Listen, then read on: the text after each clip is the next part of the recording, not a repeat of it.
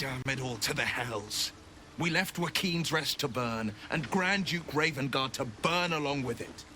Shit. Shit. Shit.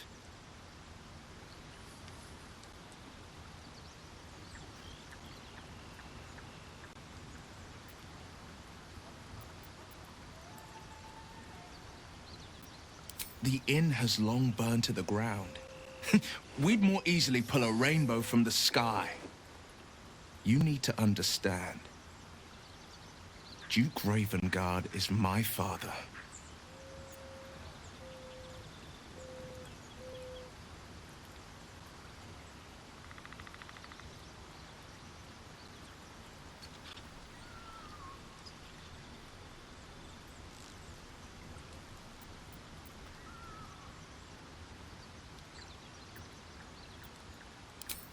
You weren't to know. I should have said sooner, but it's a complicated matter. I was close to my father once, until he disowned me and cast me out of Baldur's Gate. Hells, he may have made me an exile, but my heart aches to think we abandoned him to the flames. No, this can't be his end. Father's vanquished dragon cultists and assassins alike with his own bastard sword. A Ravengard is not ruined by fire nor blood. A Ravengard survives.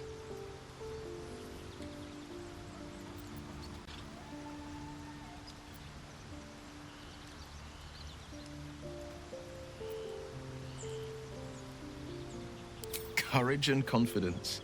You would have made a fine son to my father. Me? Well, I've never been able to escape my father's name. Try as I might. My story is one of two men. The Blade of Frontiers, a man hunting the fiends who prey on the weak and claw at the coast. And Wyll Ravengard, a memory of a memory, a man who belongs to the past. I wanted you to know the Blade, not the shadow he left behind.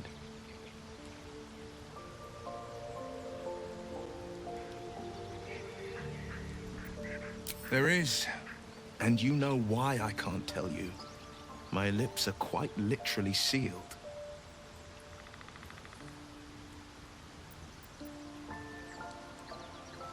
Not so enchanting as you'd think. The Portiers, the Caldwells, they were the blue bloods hosting the fancy balls and drinking from gold goblets. Father's the son of a blacksmith, born with barely a coin in the coffers. He made a name for himself among the Flaming Fist. Brave as Baldur and stubborn as a deep Rothay. Daring, outspoken, but hardly posh.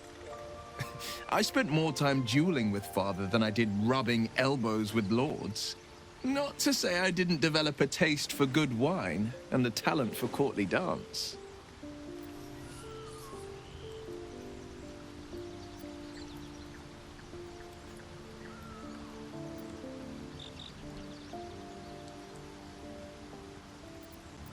Hear, hear. Though, truth be told, I'd sooner down a week-old hooch at a ramshackle inn. Better company, and a better buzz. He brings to mind a story. The Devil with the Silver Tongue. An old fairy tale my father read to me. The kind with a hero, a villain, and a moral. A farmer made a deal with the devil, so the story goes. In exchange for the farmer's dearest fruit, the devil granted him a bottomless coin purse. The farmer's dearest fruit, naturally, was no apple nor peach, but his beloved daughter. We can learn a lot from fairy tales, don't you think?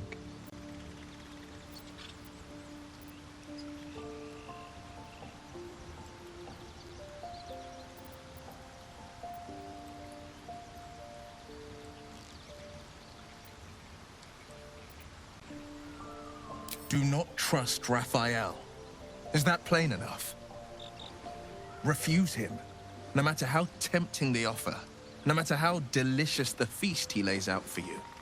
The cost will be too great.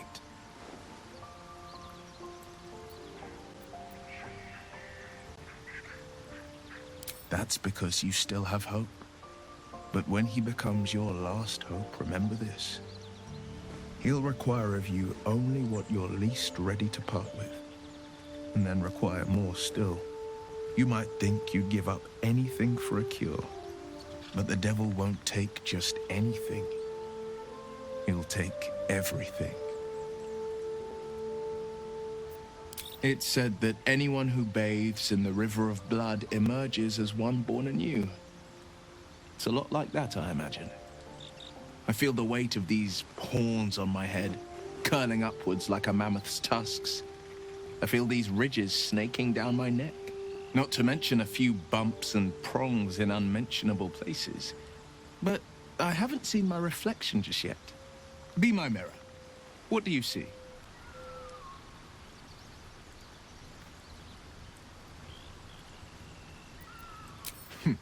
It's because you know the heart lurking under the horns. The people will see a curiosity, maybe even a beast hungry for their souls. But I will slay their monsters, keep them safe, and one day they will see the Blade of Frontiers again.